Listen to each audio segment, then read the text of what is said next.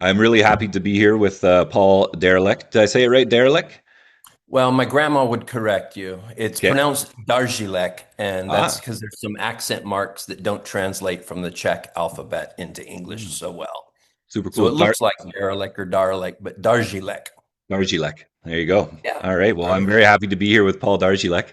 And we're going to talk about interspirituality and contemplation and whatever it is that the Spirit inspires in us as we go, without much of a plan at all. And that's the best way I find. So, maybe I'll pass it over to you, Paul, and if you want to maybe introduce yourself a bit, and then I'll introduce myself a bit, and then we'll just see where we end up. Yeah, Sure. But yeah. introducing myself a bit, my name's Paul. I'm from San Antonio, Texas. I grew up Catholic, educated by Catholic nuns here in town, many of them refugees from Central America. I was I'm old enough that those wars in Central America during the Cold War were sort of the background of my childhood. And I remember one day, um, you know, watching the news and they're talking about gorillas. And I go into like third grade and some kids are acting like monkeys, just horsing around because they heard about gorillas on the news. And then Sister Rena Molina, who's like 4'11", stands up and says, "Sit down. They're not gorillas. They're guerrilleros, and your government." And then she caught herself, and I thought, "Whoa! I want to know what that's all about. What's Sister Rena thinking about?" I knew there was war in the country she was from. I think she might have been Nicaraguan, and so that kind of was in the back of my mind. I went to college. I studied English literature, and literature and stories, literary art and mythologies have just been a part of. I was, you know, turned on to Joseph Campbell by VHS cassettes from my public library, and then went down that whole reading rabbit trail. Studied English literature, kind of was loathing or afraid of getting locked into the job that I'll do till my retirement and then die. And so I took off on an adventure first in a adobe barn in northern New Mexico, where I lived at a place that was a hippie commune. It's the hit. It's if you know the movie Easy Rider with Jack Nicholson, it's the commune depicted in that movie. And it was no longer a commune. It was a nostalgic bed and breakfast. And that was where, now free of the reading schedule that I had in college, it was where I read the Bible from cover to cover for the first time, which growing up Catholic, that wasn't a huge priority. We hear our readings in Mass and then hear how to understand them, and then we go. And so that was an adventure and it was fun. And I was inspired by the story of the rich young man to sell a Harley that was motorcycle that was in my mom's garage. And I took that money and I backpacked around Central America. I read the Bible. I had just come off a big James Joyce. I read Ulysses three times in a row and then I decompressed from that by reading a dozen Kurt Vonnegut novels, the Bible, story of the rich young man made me decide to sell my possessions and follow Jesus while I had very few possessions and it was still very easy.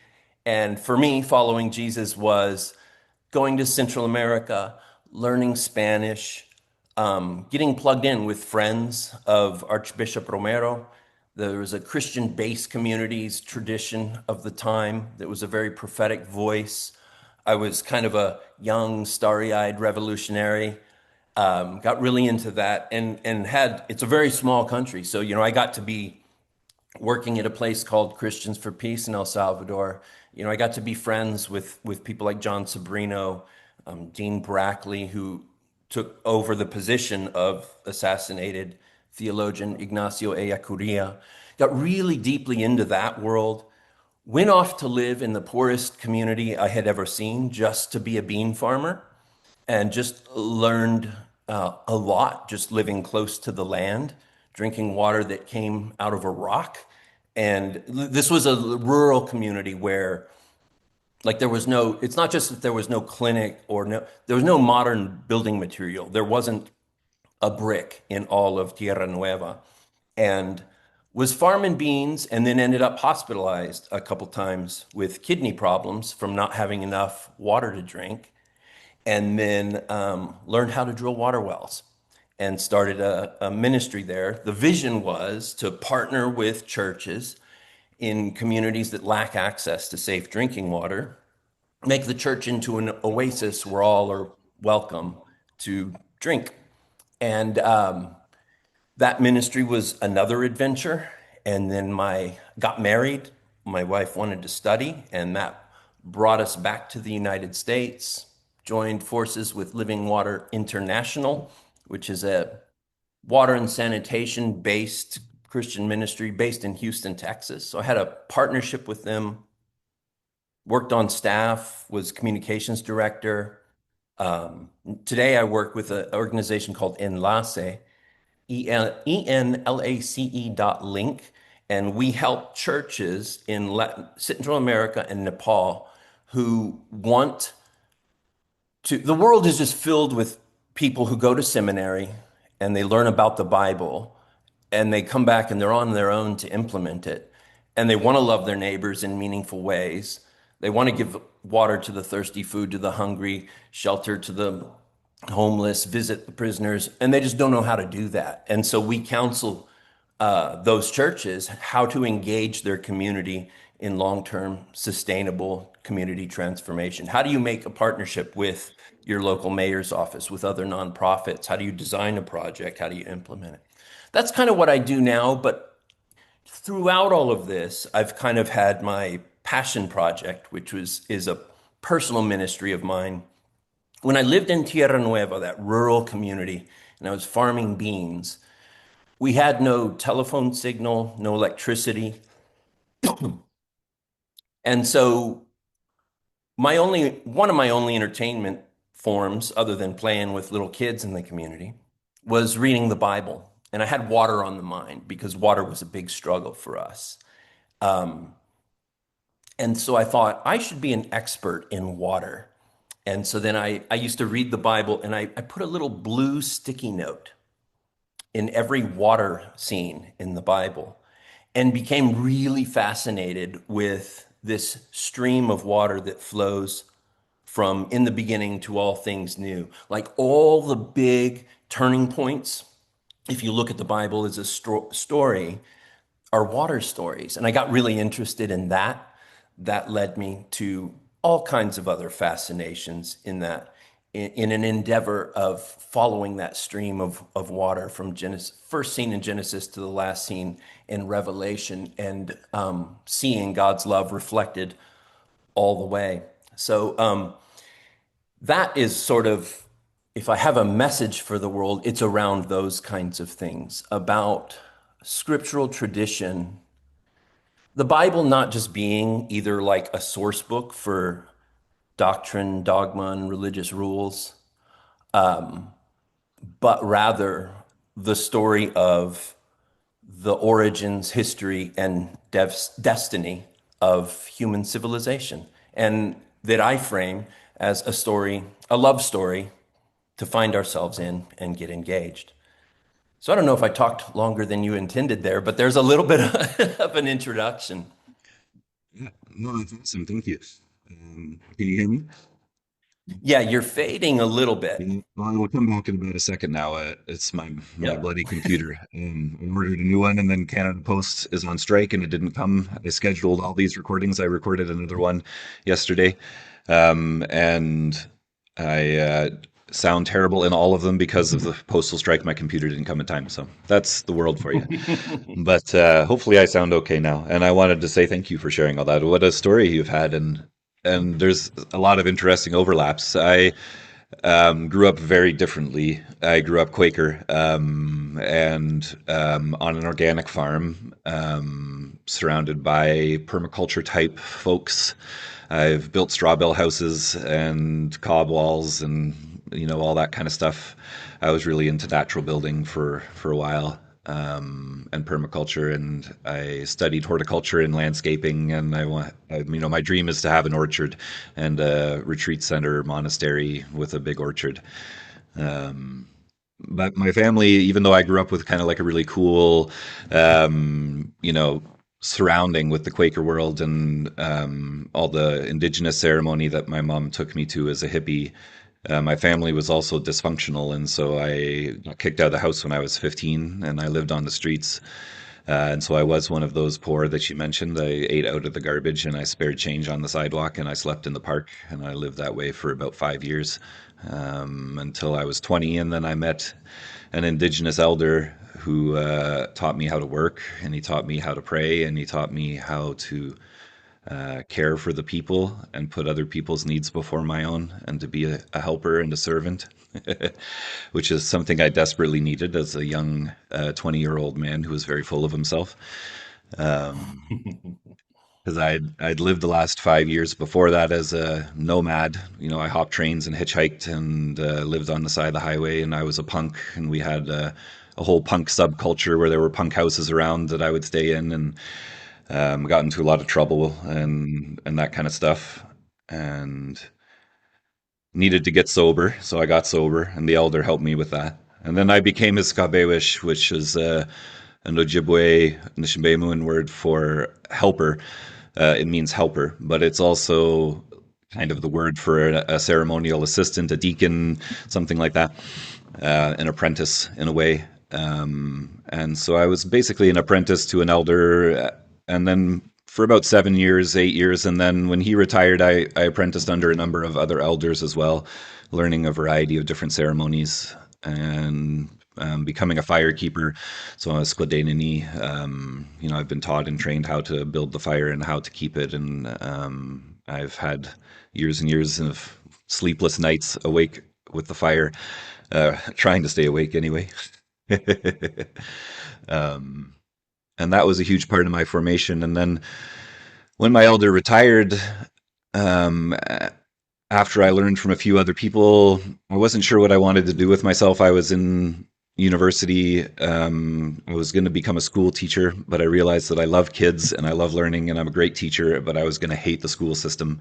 And I was not going to fit at all. I did a couple placements and just realized like I don't want to be here. Yeah. So I remembered why I dropped out of school in the first place. And didn't know what to do. So I wanted to do ceremony for my life. At that point, I went to church. I went to a small country church, United Church of Canada, which is a very mainline Protestant liberal church, essentially Methodist and Presbyterian smashed together. And that's actually what it is. Those are the churches that united.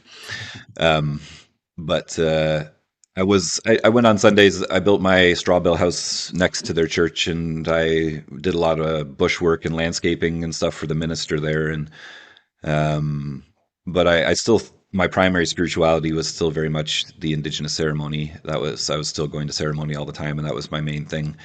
And I went to church because I'm a spiritual person who gets hungry, and ceremony would happen once every few months because we'd spend a week in the bush or something like that. It's not like church for an hour.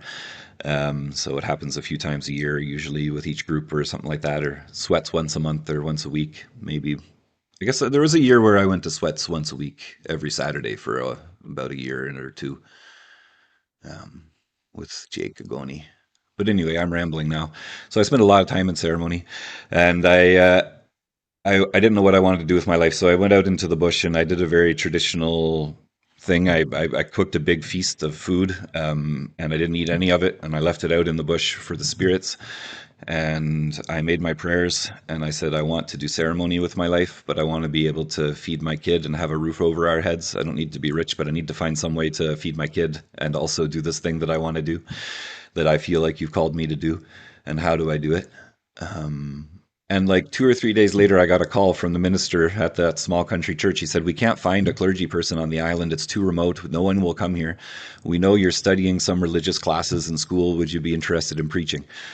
And I was like, well, it's an answer to my question, I guess, not the one I was looking for or wanted, or expected in any way. And so I said, sure, I'll be a preacher. And I took on a 3-point charge. So I preached 3 churches every Sunday, on Manitoulin Island, which is a holy island in northern Ontario.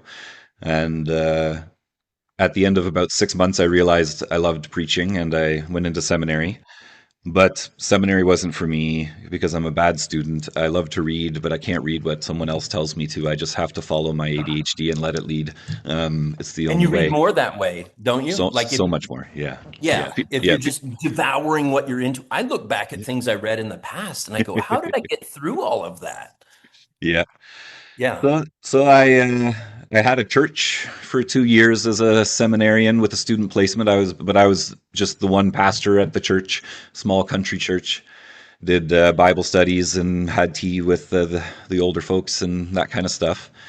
And I loved that, but I didn't get along well in the church with the church hierarchy, just like my life story everywhere I go.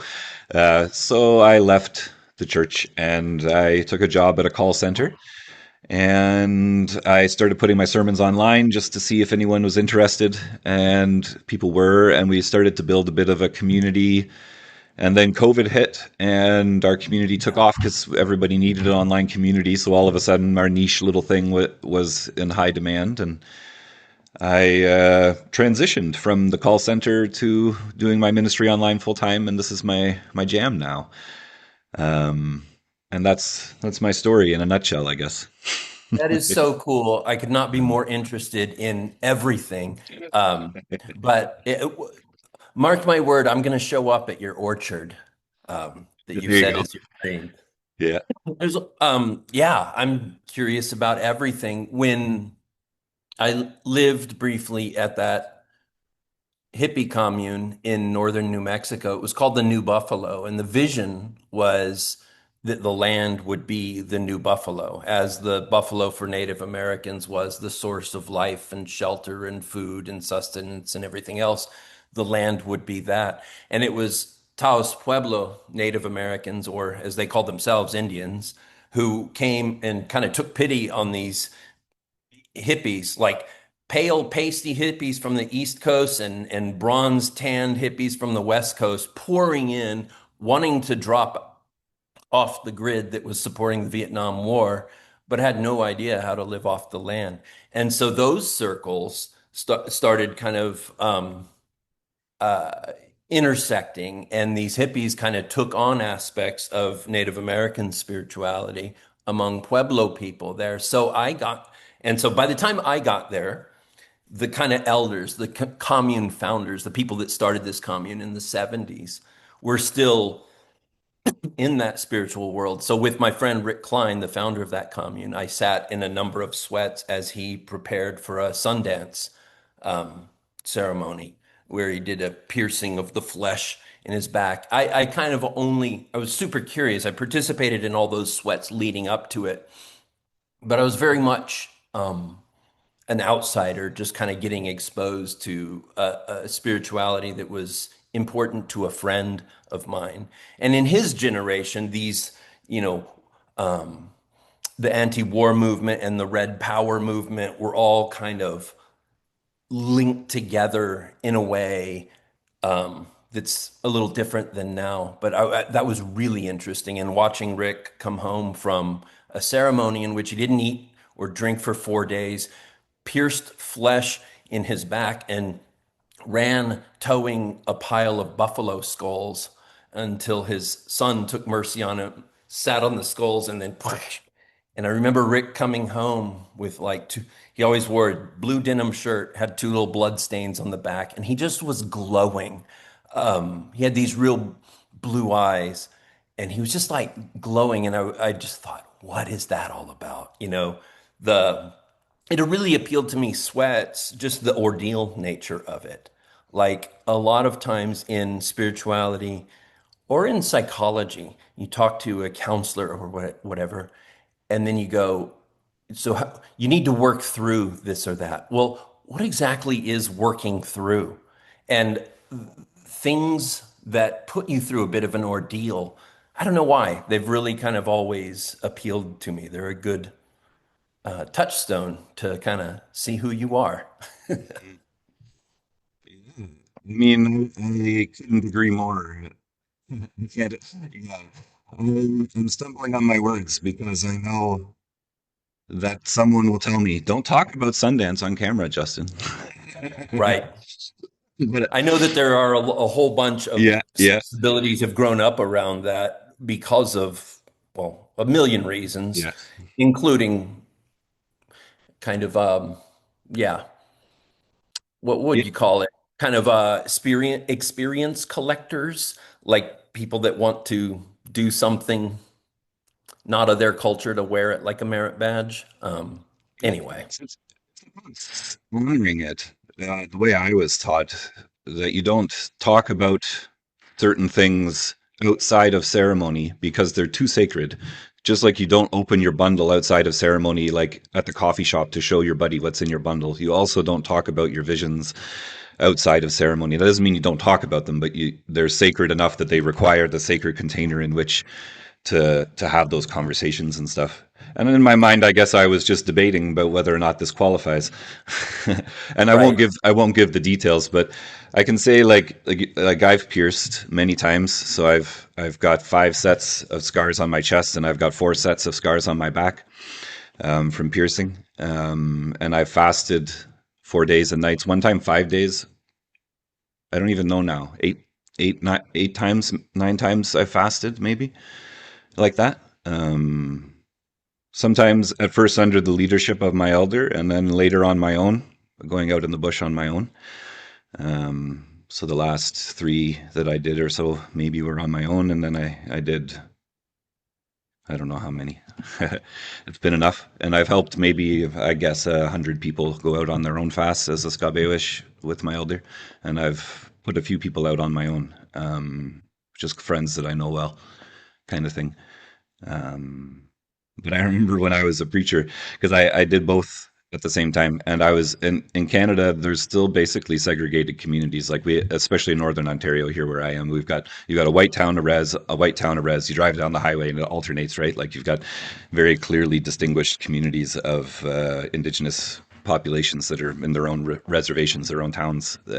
And I was the minister of Massey, which is a white town, if you want to call it that, which is itself divided by the railroad tracks, with French on the north and English and Scottish settlers on the south, and the Catholic Church on the north side of the tracks, and all the Protestant churches on the south side of the tracks. Yeah. But then you cross the river and there's the reserve. But I would go to ceremony and I would preach. And I remember like I came out of the bush and I had pierced at the ceremony, and I was washing up in a McDonald's bathroom to get ready to preach, and I was putting on my suit, and I'm like, oh no, the blood, right? Like you were saying, like it comes through my shirt, and I had to put the napkins. I had to have napkins on my chest and like a suit jacket so that I didn't bleed through my chest while I was preaching from the pulpit. What's that about? From the piercing, like you described. Yeah, yeah, no, yeah, yeah, no. I'm imagining your Oh congregation. yeah, yeah. No, that wouldn't fly very well. They'd be like, "What on earth is?" He's got the Preacher's been stigmata. assassinated. And Yeah. in your like Christian ambiance, would all of this other ceremony work and intersection with indigenous people be looked down upon as pagan and unchristian, or were you among more open-minded Christians than that? Well, it's a good question, and it's funny because the United Church is very much an open-minded church, and is Okay. very much a church that, like, you would find people smudging, and you would find people trying to, Okay. like, it opens with a land acknowledgement and stuff like that, and it's that kind of church. But they love the idealized version of indigenous spirituality that the popular culture has, not the lived reality of indigenous spirituality, which is actually deeply ascetic. And people want to get involved in indigenous ceremony and shamanism, but they don't understand it's an ascetic tradition. They don't understand that it involves bleeding, that it involves starving, that it involves not sleeping, that it involves like all this, that's the heart and heartbeat. Even a sweat lodge, like I've been in sweats where I come out and I'm dizzy and I can't see which way's up, and there's like, people have like slight burns sometimes Yeah. from some of these guys. Depends who's running the sweat. And like, yeah, so they don't love the ascetic part of it, not because it's pagan, but just because they think it's scary and weird and they don't get it, you know so Okay. they're That's perfectly so happy for me to go to the powwow and be the firekeeper at the powwow because they understand that. But I don't, if they saw the blood pouring through my shirt, I think they might not know. I've never recorded a conversation like this. I'm gonna. I didn't know you'd even know about all this. I'm gonna have to think, but I'll probably share it. But yeah, go Yeah, ahead. Let's just talk. you feel guide me away. It's so Yeah, interesting. I'm really yeah. interested both by the extremity of our similarities and dissimilarities on both those extremes. It's interesting how far apart they are. Mm, But what's rattling around in my mind right now is that topic of not talking about it. And and I think that one of the ways I guess I relate to talk about it or not talk about it, not just in ceremony, but in any deep spiritual experience is, I guess, my contemplative tradition or meditation practice has been Vipassana meditation as taught by S.N. Goenka, who's a Burmese Indian teacher. And the way you get established in the practice is through a 10-day silent retreat. And most people hear that silence, you don't speak for 10 days. I can't imagine. Well, it turns out you spend 10 days, about 10 hours a day in meditation, either paying attention to your breath or to sensation in your body. And the easiest thing about it is that you don't speak. Like it's so much harder just confronting everything that comes up. It's a real purification, but in very slow motion. And it's really challenging. But also, the reflection is coming out of it, you go, thank goodness they had the wisdom to teach us not to talk. But because if, at the end of the day, if you were talking to all your fellow meditators, it would just bring you to a very surface level of consciousness and awareness really quickly. Like this level on which we speak is, I mean, our the consciousness from which everything arises is in your entire body and nervous system. It's not just prefrontal cortex and linguistic. And so everything comes from that. And speaking brings you into a very surface level way of being. And also, the experience that you actually had becomes the words you use to relate it. And so it suddenly, just for your own maintenance of the depth of your own experience, it can be a good idea not to talk about it. And why that was rattling around in my mind is that in most Christian tradition, like the sermon is, in the world we grew up in, is like the centerpiece. You know what I mean? And when I was a kid, I grew up Catholic, so it was like, okay, the homily. I would tune in because you can't, as a little boy, can't pay attention to a whole Catholic mass, and so I'd be like, okay, what are the grown-ups saying is important here? Okay, Jesus, so I'm going to tune into that gospel reading, and then if this priest has something to say, I'll tune into what his point is. That's about all I can handle. Then I'll have strategically placed trips to the bathroom so I can move around. Then communion comes. Thank goodness we're moving. But it's funny, it's interesting to me that the sermon is in the kind of really the churches are kind of, I mean, this might sound a little cynical, but in practically most churches are a bit of a motivational speaking business, right? And I don't know. I just thought that was interesting. Yeah. And I guess everything is a both and.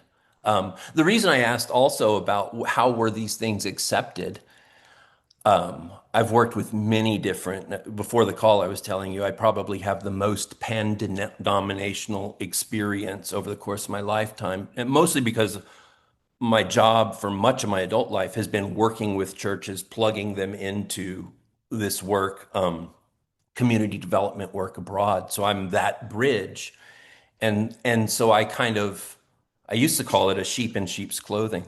I learned how to speak everybody's language, and there were times like in the early aughts where I would be touring and speaking at churches, and literally before gay marriage was legal, I'm preaching at a Presbyterian church in the Bay Area on the West Coast where interfaith gay couples are getting married. And then the very next Sunday, I'm at a Pentecostal church in the American South where if you are not amazed by what the Lord is doing through George Bush Jr., then you're not even a real Christian. And and it was interesting. And Quakers were always among the cool ones, or at least living in El Salvador. In post-war El Salvador, there was all the peace churches were represented in work being done down there.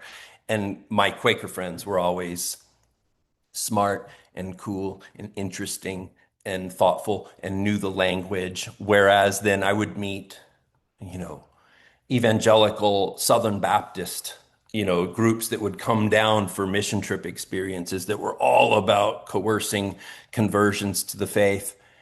And, it was amazing, like how little they would learn about the place they're going. Yet I ended up working with all of those churches also. And I'm really grateful for that because it wrecked a lot of assumptions and stereotypes and boxes I had put those people in also. Yeah, Quakers have a belief. Quakers believe that we shouldn't proselytize. The word proselytize is a Quaker insult, um, and preaching in the sense of like trying to go out and convert people and doing mission work in the sense of trying to win souls for Jesus rather than mission work in the sense of drilling wells and feeding people, is something that Quakers don't do. We believe that God will send to our society whoever is meant to be in our society. And when we do service work, we do it for the sake of helping others, not for making them Quakers. At least we're supposed to. That's the principle behind it anyway, the way I was taught. And so for me, that's always really hung with me. And when I lived in those two worlds as the preacher and as the Skabewish Skodenini, doing ceremony in the bush side by side in the two communities, um, the verse from scripture that really helped me frame it all was Paul saying that, I become as a Greek to preach among the Greeks, and I become as a Jew to preach amongst the Jews, that as many as possible might be saved.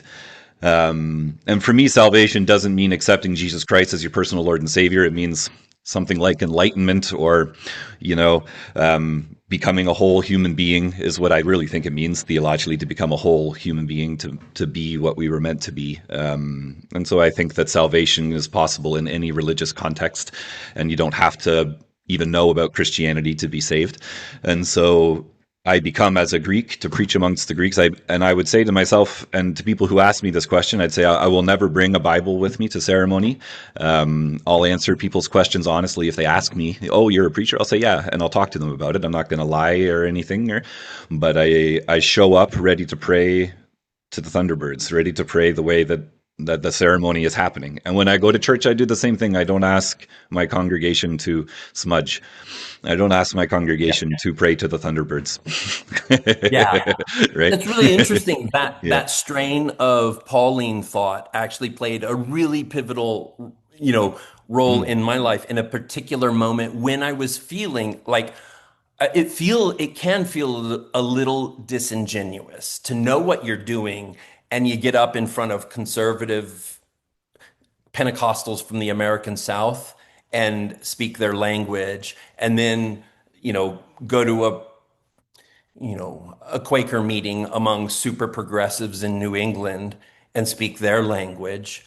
Like that language was a little bit more native to me. But sometimes standing from the pulpit going, yeah, I'm pulling heartstrings and stuff, but if y'all knew who I really was, I would be out of here. You wouldn't think I'm saved. You would have all kinds of judgments about me.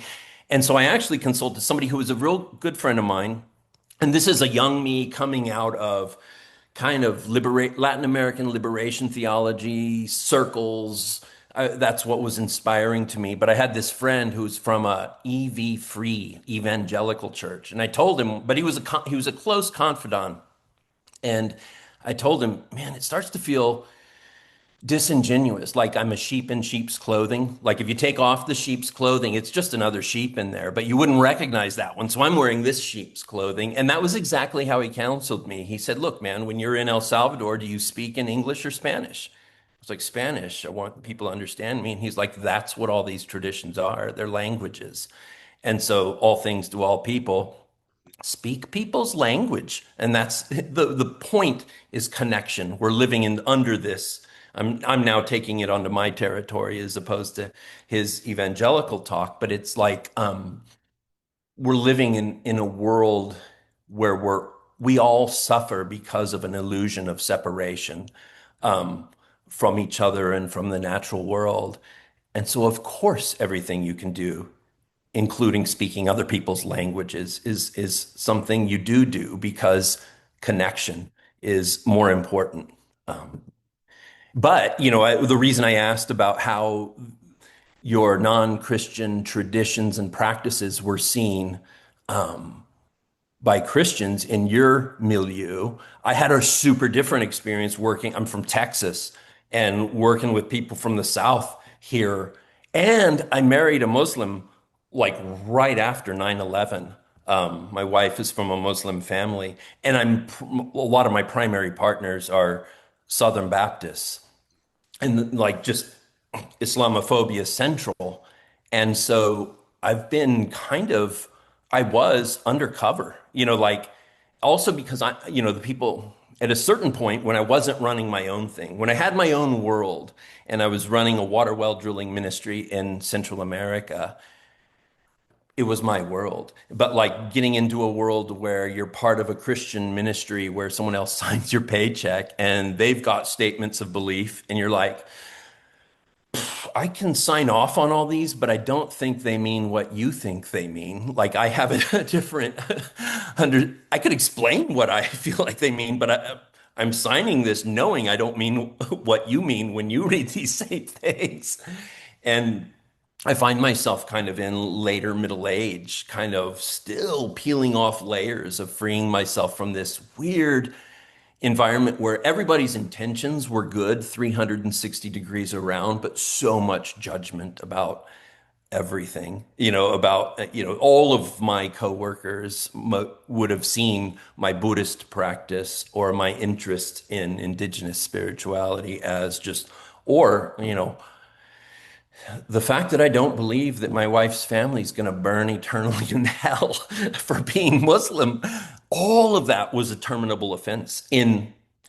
I'm representing certain periods. Like the organizations I've mentioned are not like that at all in 2025. But when it was a smaller crowd of people, all from who just grown up, they just grew up being good people, going to a Southern Baptist church because those are the real Christians. They interpret the Bible right. Look, they explained it to you.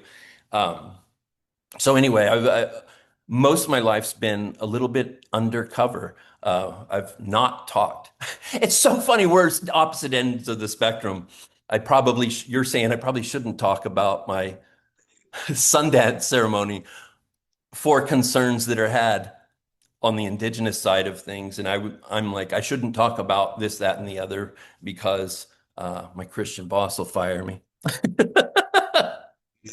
Well, it's maybe a funny another little anecdote from my experience at the church. Is that the United Church, going by its name, you might be able to tell, has an interest in ecumenical interchurch activities, and so the United Church wants to work with other churches, and I was on the interchurch council for our little town. So, like the United Church and the Catholic priest would come. He would be a different guy every once in a while. They were always changing, and the volunteer from the Lutheran Church, because they didn't have a priest, would come and stuff like that, and we would organize. We'd feed some of the poorer folks in town, and we'd all pitch together and do volunteer work and clean up the garbage on the side of the highway together. And we did those kinds of things together, even though we had different beliefs and different worship and stuff. We just focused on, keeping the community nice together and that kind of thing. And so I was super involved in that. But one of the other pastors there, he was from a very, very conservative church. And I don't know the name of it's a lot of the really conservative churches up here don't have denominational names the same way. They'll get called, like, there's Black Sox and there's all these different kind of really conservative groups. But anyway, he had this church right in town, and he was an indigenous fellow himself, an Indian, as he would say, like you say. He called himself an Indian. I'll call him indigenous. Um, and we knew the same people because of the connections that I had on the res and stuff like that. And he knew, unlike the other people in the church council, who all knew I went to ceremony and was at the powwow and that kind of thing, and were fine with it, but they just didn't know what ceremony was about, and they didn't bother learning, and so it was just sort of, they didn't know what it was, rather than me not lying to them or anything. But he's from the res, and he knows the tradition, and he rejects it fully as a pastor of this super conservative church. And so we would have these debates where he would be a native guy trying to convince me that his tradition was devil worship, and I would be a white guy trying to convince him that it was fine and Jesus is okay with it.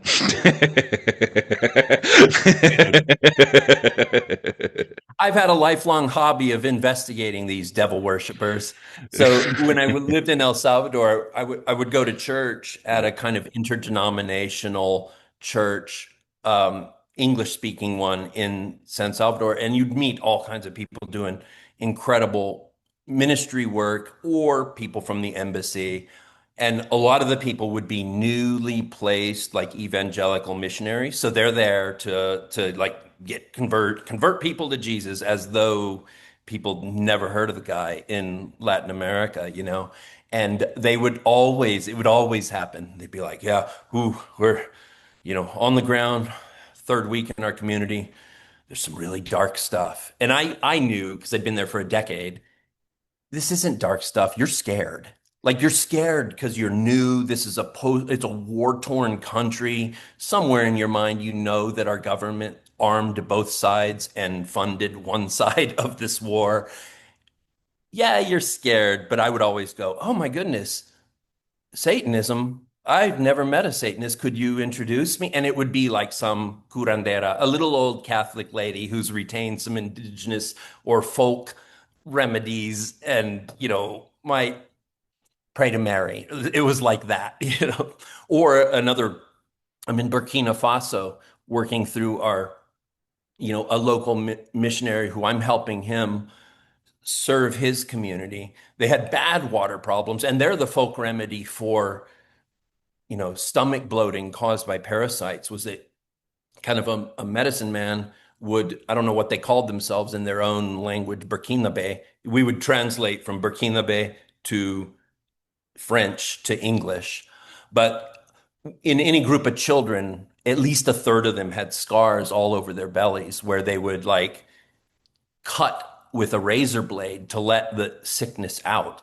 And then, so part of this local missionaries work was just to say, hey, there are some things that we know, and drinking dirty water will cause this. So we teach sanitation, and we only drink this. And sure enough, stomach illness would go away.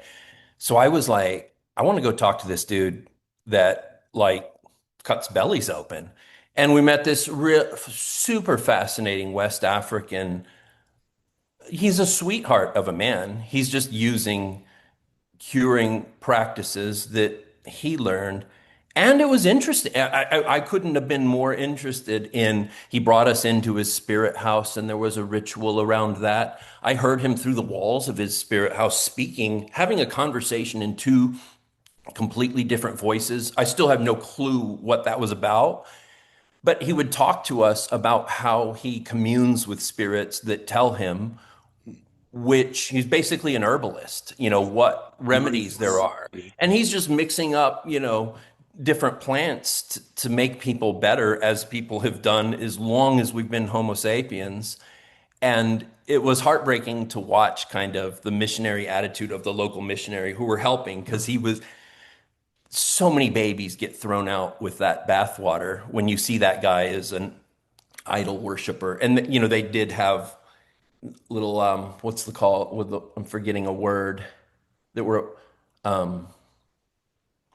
I'm forgetting little statues that were kind of little talismans that were a part of their indigenous belief system. And it was always important to, he got rid of his idols and now he worships Jesus. And I'm like, oh, this guy also represents a way of relating to this planet that that has been the prevalent one among Homo sapiens for like 99.9% of the time we've been Homo sapiens, and we're losing right now. Like, I don't know, it just I had the best time with the alleged Satanist at everywhere I go. Yeah. Excuse me. Yeah, I think we have like I think in Western society we have a kind of phobia of blood, and when it's mixed with ritual, and also of like even if we're talking about like we're just bringing all the stuff out. So I would say like even animal sacrifice as an example. And I've had this conversation with people where we have cultural taboos against these things that are clearly inherited from our religious backgrounds against idol worship and temple practices and stuff like that. That there's this kind of cultural idea because I know people in various traditions, some of them who come from El Salvador, who might sacrifice a rooster, let's say, as part of a healing ceremony, right, to heal someone. And as our Western mind frame, we say, "Oh no, no, no, no! That's so terrible. That's evil." But I invite people then, as a thought experiment, to imagine an Easter dinner where they are having a lamb, let's say, a nice roast lamb for Easter, right? And it symbolizes Jesus, the sacrifice, the blood Yeah. sacrifice, who we have made to God. And it's a literal lamb that we kill and we eat. And we pray at the table, and they pray at the slaughtering block. But why is one of those worse than the other? Right.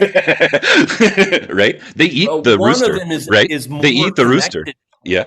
Yeah, one of them's more connected to what's actually going on. Yeah. Like blood is being sacrificed. We just pay somebody to do it in a really disgusting environment where animals are Yeah. cramped in, diseased, and jacked up with antibiotics so that they can stand to live and they're confined. And then somebody else cuts their head off, and then we get it packaged. But like, yeah, yeah, that's Yeah. So I think we have a lot of phobias around that, and like your example of the medicine man who was cutting kids' bellies open, not open like the guts, but just the skin, right? Like I don't know anything about that tradition, and I don't know that man at all, but I would bet a lot of money that he never cut any deeper than just a little bit of skin, and that probably he was not. taught very meticulously by someone who's been taught very meticulously by someone who was taught very meticulously how to do it in a way that at the very least doesn't actually hurt the kids or injure them in any way, right? Even if you don't believe that he's healing them. And a scar with a little bit of blood is actually also just a cultural taboo. People will, like, I've even, because of my piercing scars, right? Like, if I take my shirt off and I go swimming with you or I go to the doctor, you're going to see all these scars all over my chest and you're going to be like, what the hell happened to you, right? And I've had doctors like freak out and like not want to treat me because I have scars on my chest. And I tell them what they're from. And they say, "Oh my God, I can't believe you did that. Like, what is that? That's so, why would you do that to your body? That's so terrible. I don't know what to," and then they have like a whole panic attack because they see scars on me. And it's obviously a cultural taboo because it's just a scar, right? Like it's Right. skin deep. It's like literally skin deep. Yeah. They cut off my skin and it grew back. And it like, Yeah. Like in the but 18th century, I think it yeah, was like the Sundance was made illegal in the yeah, United States for no other reason than you're it's freaking me scary. out. Yeah. I just don't get it. It's freaking me out. It can't be good. It has to be from the devil. Yeah. And speaking of scars, earlier I said Burkinabe. That Burkinabe is a word that just means from Burkina Faso. I meant to say Dagara. We Mm. were translating from Dagara to French to English. And Dagara people have scars like on their faces that just signify where they're from. Or that's how it was explained to me. So it's like the opposite of that phobia, you know? Yeah. Yeah, yeah, even tattoos. Like I have friends here who do traditional indigenous tattoos. So I've got some hand poke tattoos that I got from, if I want to brag, from Christy Belcourt, who's a very famous artist. And I got them in a nice, like on a buffalo blanket with drums and everything in a ceremony to honor a vision that I'd had. But I have friends who have like tattoos on their hands and arms and facial tattoos. It's really traditional to have like lines down the chin, and I know a lot of women, especially with lines down the chin, and they really just signify your culture. It's like it's just what we do to honor the spirits and stuff like that. And and but people will see a face tattoo and they associate it with gangs or something, like as if and we just have these cultural locks, just like the scars, I think, where we can't see past a person with face tattoos who's cutting themselves with a knife must be some kind of maniac. But in all reality, those are just taboos. They're not actual ethical things. So, in all, I'm curious, in Yeah. these years, you're embodying different spiritual perspectives and living experiences. What was it for you? What did Christian faith or that scriptural tradition, what did it offer you that others didn't? Yeah. I mean, what Christianity offered me that ceremony didn't was philosophy. Um, I mean, the indigenous tradition has its own philosophy, so I don't want to make it sound like they don't have philosophies or views of the world or cosmology that's deep and valuable on its own. But um, reading Eriugena changed me. John Scott's Eriugena, forcing myself to understand Christian Neoplatonic metaphysics shaped my mind in a way that was really valuable and helped me to think clearer, more clearly, and more rigorously, and in more depth and more spiritually, like not just more rigorously in a scientific way, but the Christian Neoplatonic tradition teaches contemplation as a way of participating in angelic realms, which is something that I find very relevant and relatable to my experience in ceremony and going to the spirit world and things like that. But it comes at it from this totally different angle. Whereas in ceremony, no one tells me why or how you get to the spirit world. They just put some paint on your face and set you on the rock and come back 5 days later and see if you had a vision. Um, so there isn't the whole process of theoria physica and the purification of our thoughts and all of that taught in more explicit ways, which I found really important. And and then also the truth is I didn't have a big, like a lot of people will say, oh, I found Jesus in my heart and I became a Christian. And the truth is I was a reluctant Christian. I didn't really want to be a preacher. I wanted to be a medicine man. And when I went to the spirits and I asked them what to do, they told me to be a preacher, and I trusted them enough to do it, even though it's not what I wanted to do. And I feel like Christian, because we talk about religions, you were talking about religions as languages. And so for me, I feel like the spirits have told me, the Thunderbirds, whom I gave my life to, like I pierced and I gave my life to the Thunderbirds. And I still honor that to the day that I die. So I have to think about that in my Christian language now. So for me, the Thunderbirds are angels. They're my angels. And metaphysically, I don't see any reason why that's different than believing in the Thunderbirds and the Creator. Why the God and the Yeah. angels should be any different? Just names and pictures. But Christianity has given me a symbolic framework, and we didn't even get into talking about story like you were, but I was interested to pick your brain about symbolism because I have a lot of ideas about symbolism that come through the Neoplatonic tradition and through the Western philosophical tradition and mystical traditions in general about how we use narrative and how we use symbols as interfaces for spiritual realities, not just as representations of ideas, but as actual tools and Yeah. doorways that take us to real things that can only be understood and described and depicted with these narrative frameworks Oh, and symbolic language, which allows us to participate in real realities and even to influence and impact those realities. Primarily, I would say levels of our own nature. I believe we have a leveled nature, and that we can travel through the levels of ourself and awaken different parts of ourselves, which is Christian Neoplatonism and probably what Paul is getting at when he said he went to the third heaven, about which no one can speak.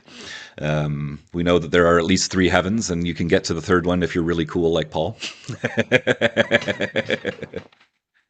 yeah.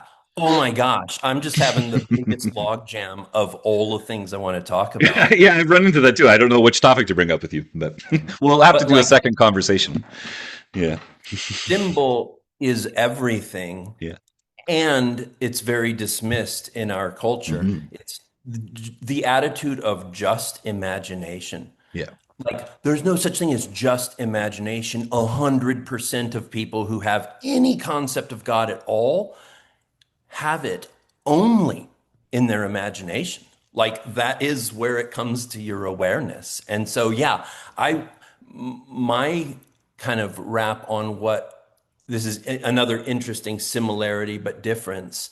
What was unique about the Christian tradition for me is like the Bible is incredibly interesting to me as an ongoing, unfinished, unfolding tradition that was formed, on three continents in three languages by more than 40 authors, but lots of it from oral tradition that had gazillions of authors.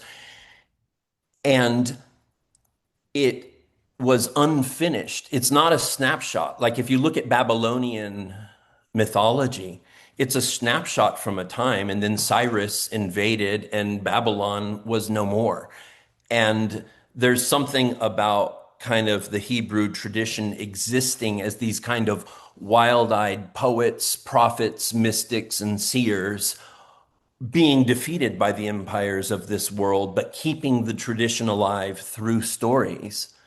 It's all a symbolic language, and all language about God is symbolic and poetic. You don't have a choice. And so that is my fascination, and my biggest, that you were just the biggest soapbox I have to get on is the one that you just mentioned that we don't get to. And I spent about 10 years. I mentioned marking that Bible with a blue sticky note everywhere there was a water passage in the Bible, and watching that stream that goes from in the beginning to all things new, reflecting God's love along the way as our ancestors understood it, and looking at symbolic motifs, primarily the wedding motif. And then even in my case, going to Los Angeles and taking like screenwriting courses to learn principles of story, because I think of story is like the meaning making organ. Nothing has meaning outside of a story, a context that is a story. And so I got really obsessed. I took a screenwriting guide where there's like 15 beats in 3 acts. Hollywood screenwriters use it all the time.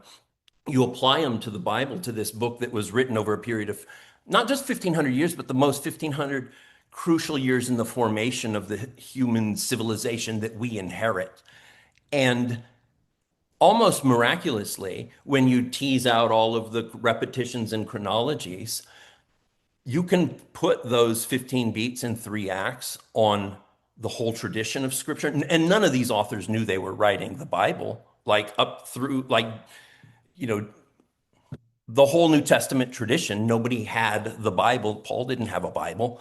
And they end up telling a story that lines up beat by beat with a story structure formed in Hollywood, which is basically a story structure laboratory that invests tens of billions of dollars in testing which ones work, which ones resonate with our innate sense of meaning, which ones do you feel have meaning, and that the Bible tells that ongoing, unfolding story is a contribution to human culture, that I don't get from my Buddhist teacher, who teaches me a tool for bearing the fruits of the Spirit, a practice that helps me become who I want to become.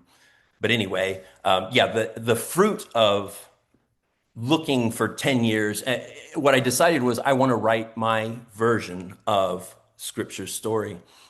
So I spent 10 years, and that's a whole nother story, writing basically a novelized version of the Bible's story from in the beginning to all things new, told as the love story of a God who is love, wooing humankind to be his bride in a world where we humans have lost the plot. And so anyway, anyone that would want to check that out, it's called The Butterflies in God's Stomach, the Bible's love story recomposed as a cosmic adventure in poems and prose. So yeah, we could totally do a future conversation just on that, because it is interesting. Story structure gives you tools that philosophy doesn't give you. And I would argue, that the Hebrew tradition is mostly a storytelling and poetic. Meaning is conveyed poetically and through story. And really kind of the fusion that's been valuable to you is kind of happens in the Greek world. It's in the second century where suddenly all the bishops are philosophers. And then ever since, in some sense, theology, hermeneutics. Hermes is the god is an intermediary between the gods and us. Like these are all, everything that ends with ology is it's Greek tradition. It's going, let's see what these Greek thought tools have to bear on this Hebrew literary tradition. And so part of my work is about, oh, what does it feel like to look at this entirely in this, what I argue is a literary tradition founded and carried, a torch carried by poets, prophets, mystics, and visionaries, as opposed to the descendants of Aristotle, which is also cool too. That's fun. Yeah, I mean, Aristotle inspired a lot of cool stuff for sure. There's a lot of credit to be given to the man. Yeah, I love how Clement, I think it was Clement of Alexandria, referred to Plato as the Moses of the Greeks. I think it's such a that's a perfect great symbol. analogy. It's the perfect Yeah. symbol for how it all comes in. Um, I want to cap us because we're going to be too long for people to watch, but I want to definitely invite you back. And I want to invite you back if I can for a particular conversation, because you've mentioned not just the importance of symbolism and narrative, but your particular interest in flowing water in particular.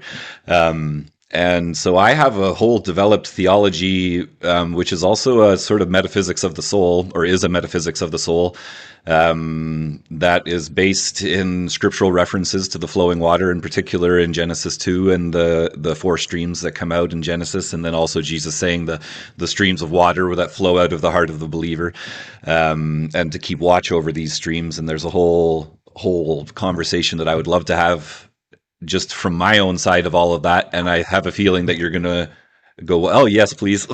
So, I would love it, Justin. As many yeah. conversations as you want to have. And I hope after we hang up, you'll send me an address where I can mail you a copy of The Butterflies in God's Stomach, and I want to direct you to certain poems. The book is told as it's about 70% poetic prose and 20% is poems. Um, there's a totally interesting story how that came to be, but maybe that'll need to be for another time. But I want to direct you to certain poems, including the river of the water of life flowing out from those four springs. So anyway, man, there's so much. I hope we do connect again. Well, we'll end now and we'll say goodbye and thank you so much. But how about you stay on and we'll chat for a second afterwards and see what we want to do. But we'll say goodbye to everybody now. And thank you so much, Paul, for this. And I'm sure everyone's really going to appreciate it. And we'll have a link to your book in the comments, not the comments, in the description of the video on YouTube and all that kind of stuff. And make sure everybody can find everybody's things that we're talking about. Any last words you want to say to folks, or? Find yourself in a love story and get engaged. Amen. And There we go.